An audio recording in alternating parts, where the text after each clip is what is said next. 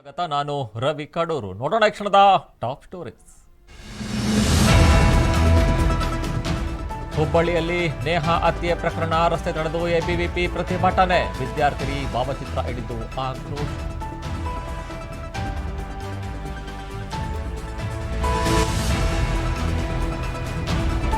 ತಪ್ಪು ಯಾರೇ ಮಾಡಿರಲಿ ಶಿಕ್ಷೆ ಖಚಿತ, ಕಾನೂನಿಗೆ ವಿರುದ್ಧವಾಗಿ ನಡೆದರೆ ಕ್ರಮ, ತುಮಕೂರಿನಲ್ಲಿ ಸಚಿವ ಪರಮೇಶ್ವರ್ ಭರವಸೆ.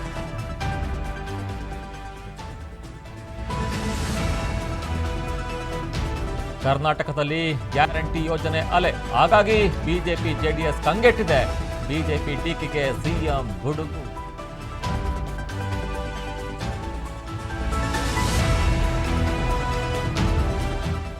ಈವರೆಗೆ ಕೇಂದ್ರದಿಂದ ಕರ್ನಾಟಕಕ್ಕೆ ಚಂಬು, ಈ ಬಾರಿ ರಾಜ್ಯದಲ್ಲಿ 20 ಕ್ಷೇತ್ರ ಕಾಂಗ್ರೆಸ್ಗೆ, ತುಮಕೂರಿನಲ್ಲಿ ರಣದೀಪ್ ಸಿಂಗ್ ಸುರ್ಜೇವಾಲಾ ಹೇಳಿಕೆ.